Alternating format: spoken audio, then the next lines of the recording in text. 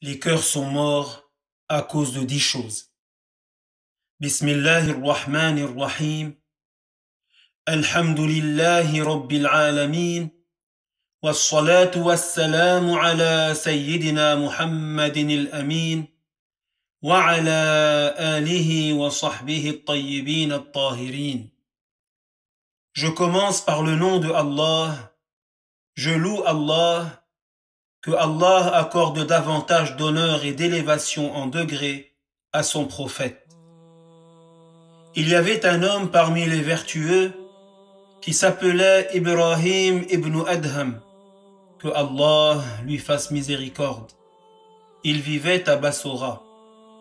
Un jour, des gens se réunirent autour de lui et lui demandèrent: « Ô Abu Ishaq, pourquoi nous invoquons Allah mais nous ne sommes pas exaucés? » Il leur répondit: « C'est parce que vos cœurs sont morts à cause de 10 choses. » Ils lui dirent: « Et quelles sont-elles » Il leur dit: « La première est que vous avez connu Allah, mais vous ne vous êtes pas véritablement acquittés de vos obligations envers lui. C'est-à-dire, vous n'avez pas accompli les devoirs et évité les péchés comme il convient. » Et il ajouta: « La deuxième est que vous avez dit que vous aimez le messager de Allah, mais vous avez délaissé sa sunnah. C'est-à-dire que vous n'avez pas appliqué sa loi de manière complète. » Puis il dit: « La troisième est que vous récitez le Coran, mais vous ne l'appliquez pas. C'est-à-dire que vous avez failli en délaissant certaines obligations et en tombant dans certaines choses interdites. » Et il dit: « La quatrième est que vous avez utilisé les bienfaits que Allah vous a accordés, mais vous ne l'avez pas remercié comme il se doit. » Remercier Allah pour les bienfaits qu'il nous a accordés, mes chers bien-aimés, c'est le fait d'utiliser les bienfaits que Allah nous accorde dans l'obéissance à Allah, c'est-à-dire de ne pas les utiliser pour lui désobéir.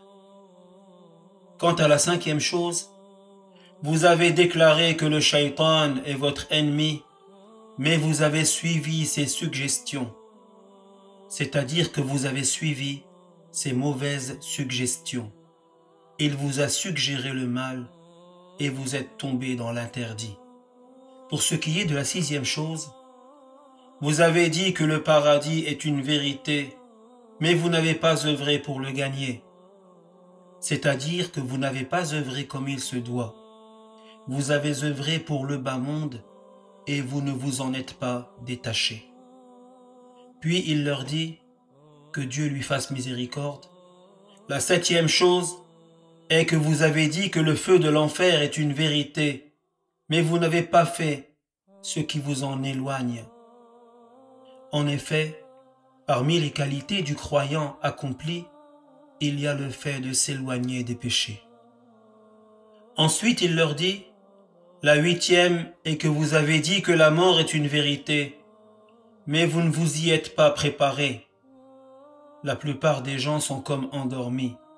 Comme le dit notre maître Ali, que Allah l'agrée, c'est lorsqu'ils meurent qu'ils prennent conscience. » Nous demandons à Allah la sauvegarde contre l'insouciance. Puis il leur dit que Allah lui fasse miséricorde. Pour ce qui est de la neuvième chose, vous avez pris conscience de certaines choses, mais vous vous êtes occupé des défauts des gens et vous avez délaissé vos propres défauts. Il convient que le croyant œuvre pour se corriger lui-même. Il convient qu'il œuvre pour corriger ses défauts et non pas qu'il espionne et recherche les défauts des musulmans.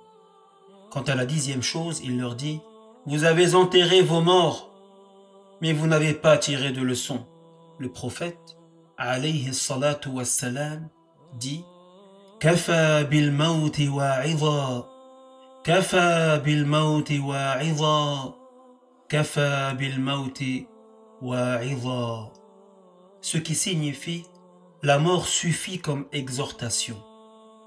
La mort suffit comme exhortation. la mort suffit comme exhortation.